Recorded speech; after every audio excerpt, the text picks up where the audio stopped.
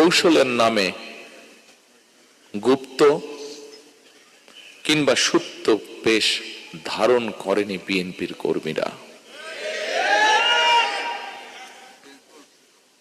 আমি বিশ্বাস করি, দৃঢ়ভাবে বিশ্বাস করি, যে দলের নেতাকর্মীরা অন্যায়ের বিরুদ্ধে এ ধরনের আপোষহীন ভূমিকা রাখতে পারে, সেই দলের বিরুদ্ধে ষড়যন্ত্র কিংবা অপপ্রচার চালিয়ে কেউ এই দলকে দমন করে রাখতে পারবে না ইনশাআল্লাহ। আল্লাহ রাব্বুল আলামিন জানেন যে সন্তান তার পিতাকে না দেখার কষ্টের কথা এখানে বলে গিয়েছে।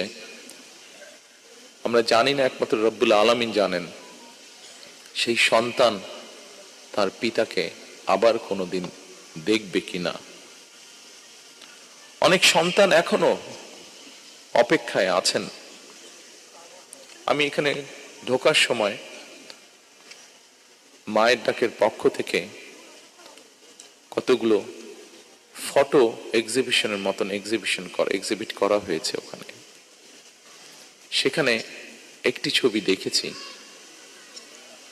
সেই ছবি থেকে আমার মনে হয়েছে আমার মনের সাথে সেই ছবিটি মিলে গিয়েছে মনের কথার সাথে।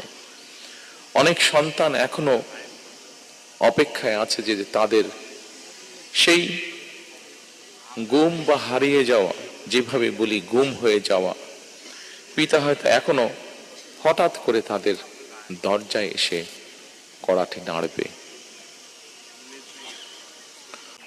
দল হিসাবে সাধ্য এবং সামর্থ্যের সবটুকু নিয়ে নির্যাতিত পরিবারগুলোর পাশে দাঁড়িয়েছে আমরা বিএনপি পরিবার। প্রিয় স্বজনহারা পরিবারের সদস্য, দুঃসহ সময় আমরা অতিক্রম করেছি। এই দুঃসময় এই মঞ্চে দাঁড়িয়ে আজকে এমন কয়েকজন সন্তান তার কষ্টের কথাটি উল্লেখ করে গেছেন, যে সন্তান এক দিনের জন্যও তার পিতাকে হয়তো বা পিতার মুখকে হয়তো দেখার সুযোগ পান নাই। তেমন সন্তান আজ আমাদের ভেতরেই আছে। তাদের স্বজন হারিয়েছেন, যেসব মায়েরা তাদের সন্তান হারিয়েছেন, যেসব বোনেরা তাদের স্বামীকে হারিয়েছেন, যেসব সন্তানেরা তাদের পিতাকে হারিয়েছেন, তাদের সত্যিকার ভাবে যদি বলতে হয়, আসলে আপনাদেরকে সান্ত্বনা দেওয়ার মতন ভাষা বোধহয় আমাদের কাছে নেই। অনেক মা হয়তো এখনো অপেক্ষায় আছেন তার গুম হয়ে যাওয়া প্রিয় সন্তানটি হঠাৎ করেই মায়ের সামনে এসে হাজির হয়ে মা বলে ডাকবেন।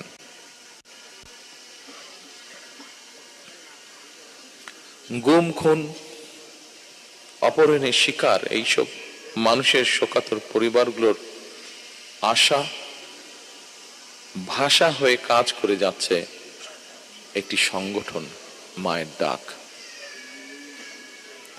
ফ্যাসিবাদের শিকার মানুষদের প্রিয় মুখ হয়ে উঠেছে মায়ের ডাকের সানজিদা ইসলাম তুলি। কখনো কখনো হয়তো কিছুটা স্তিমিত হয়েছে, কিংবা আন্দোলন কখনো তুঙ্গে উঠেছে, এবং এই আন্দোলন করতে গিয়ে বছরের পর বছর ধরে অসংখ্য গুম, খুন, অপহরণ, মিথ্যা মামলার হয়রানি, নির্যাতনের পরও বিএনপির একজন নেতাকর্মীও কিন্তু রাজপথ ছাড়েনি। একই পরিবারের এক ভাই গুম হয়েছে, আরেক ভাই গিয়ে তার জায়গায় পরের দিন রাজপথে আন্দোলনকে আরো তীব্রতর করার প্রতিজ্ঞার শপথ নিয়ে দাঁড়িয়ে গিয়েছে।